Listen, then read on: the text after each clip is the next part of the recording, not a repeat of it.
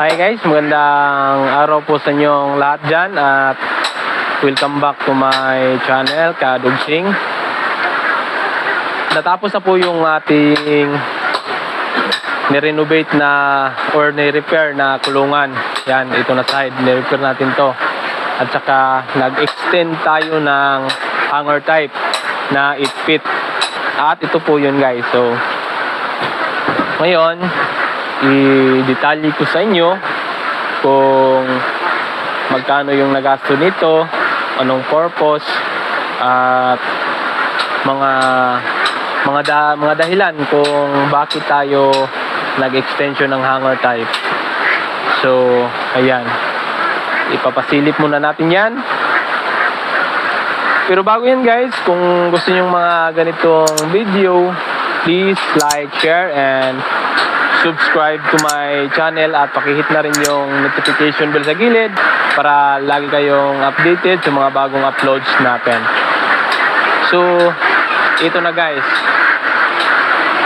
Nung unang video natin ay paano natin ginawa or time-lapse lang yung unang video natin. So, ngayon, i-detalye natin ano yung sukat, ilang heads ang magkasya, at mga purpose kung bakit ganito yung design natin na kulungan. So, ayan guys. Magsisimula tayo sa bakit tayo nagdagdag ng hanger type. Dahil po sa panahon ng tag-ulan ay talagang napaka-aksaya ng Rizal. Kung lapag lang yung kulungan natin or ganito na design. Ganito lang kasi yung design natin na kulungan guys. Curve box at maliit lang yung tubigan nila. So ngayon, nakita na natin na mas delikado yung ating mga itik sa panahon ng tag-ulan at hindi mag-timing sa harvest season. So kulang ng supply ng ipa. So yan po yung pinaka number 1 na problema natin kapag tag-ulan. Then wala na gaanong supply ng Rizal dahil laging basa talaga yung kanilang flooring, which is nakakasama sa ating mga itik. So minabuti natin na pinalakihan natin yung kanilang hanger type. So ayan. At pangalawang rason, para maiwasan natin na yung mga itlog nila ay hindi masyadong madumi. Sa ganitong setup, talagang malinis yung kanilang mga itlog. Yan yung rason natin guys. Ang sukat ng per box nito ay 20 feet by 12.5 feet. Kasama na yung hanger type. So, ang portion ng lapag ay 12 feet by 12.5 feet. Ang hanger type naman ay 8 feet by 12.5 feet. So, hanggang dito lang yung 12 feet at 8 feet na yung lapad dyan. Low cost lang yung ginawa natin guys. Talagang nagtipid tayo. At yung pinag-invisan lang natin dito ng medyo mahal ay itong kanilang screen. Dahil ito talaga yung hassle kapag mumurahin na screen yung ating gagamitin ay mas madaling mapigtas. So, hindi aabot ng 2 years ay mapigtas na. So talagang hassle, makakalabas yung mga itik or malalaglag sa ilalim. At yung atin namang ginamit sa roofing nila ay UV plastic. Ito yung ginagamit kadalasan sa mga greenhouse, yung mga pinagtaniman ng lettuce. Ito yun. Yung mga ginagamit nila. Ito guys ay 200 microns. Makapal-kapal ito. Meron kasing 150. At ito yung ginamit natin ay 200. At ang hagdanan naman nila guys ay 2 po. Sa isang box ay 2 na. Para sa hanger type ay wala talagang portion na ma-corner sila. So pwede silang mag-entrance exit dito.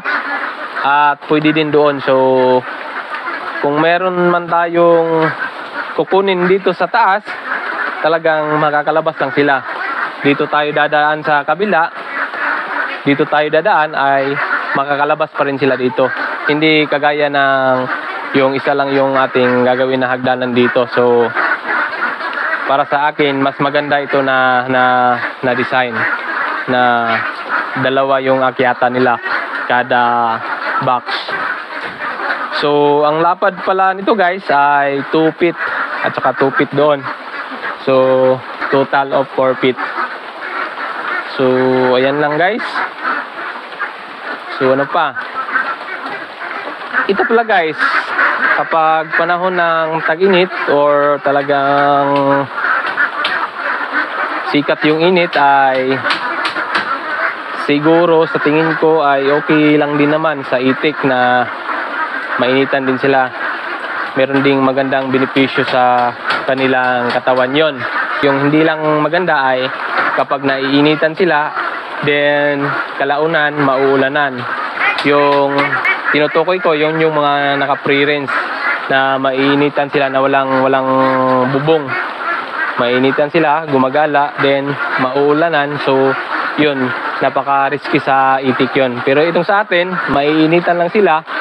Pero kapag ulan naman ay hindi naman mauulanan. So, sa tingin ko, okay pa rin. Pero, obserbahan pa natin guys. Experiment pa natin to. So, ayan. Kung talagang hihingalin sila guys, kapag panahon ng tag-init ay pwede naman natin lagyan ng sunshade net. So, ayan. Nilagay na natin yung isa dyan. Atin po sa may tubigan na portion. Ang ilalagay natin dito guys ay itong ating mga grower. Ayan. Ito po sila lahat ay merong 260 female at 30 na male. So ilalagay natin yan dito sa tatlong box. So saktong-sakto nasa mga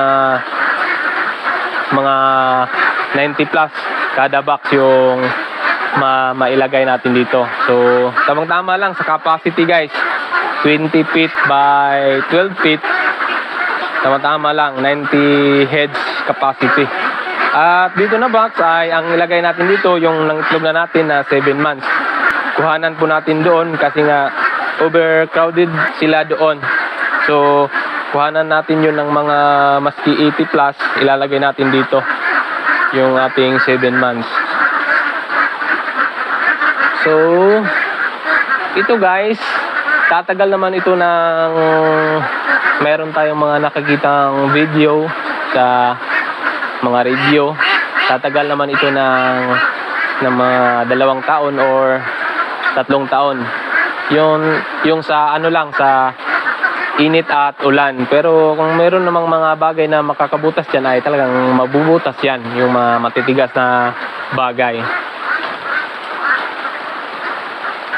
So, ang total po lahat ng sukat natin guys ay 20 feet by 50 feet at magkasya na po ito ng 400 heads.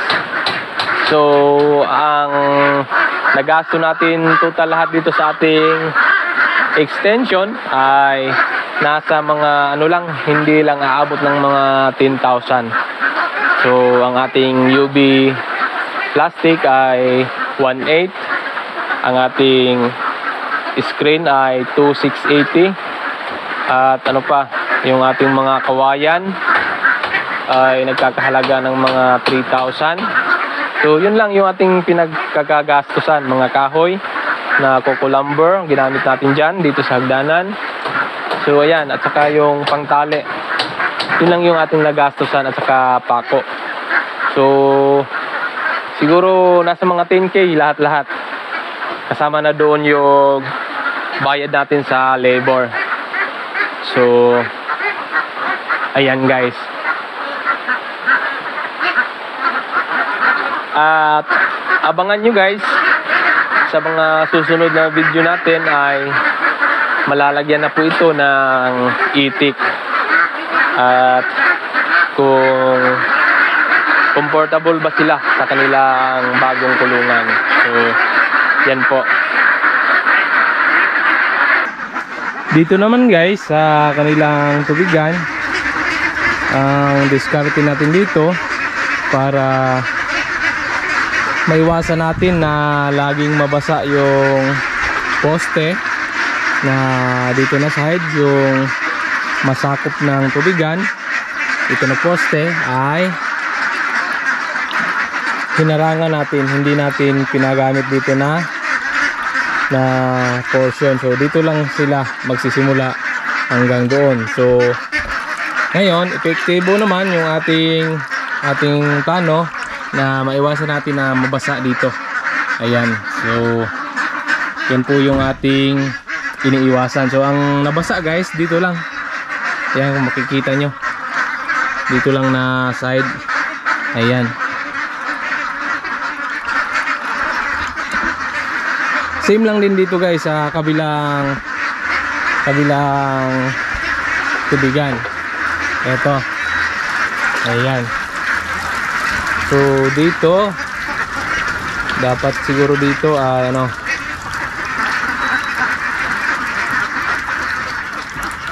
dapat dito ay ilagyan natin dito para magpantay. So mukhang mas malalim dito compare sa gilid. So ayan guys, ito po ay dagdag idea lang para mas ma-preserve natin yung mga poste, kasi ito talaga yung nagbibigay ng tibay sa ating kulungan. Isipin natin na dapat aabot talaga ng 2 years, kasi itong mga itik natin ay aabot ito ng 2 years dito hanggang magkaling sila. Yung edad nila ay nasa mga 2 years.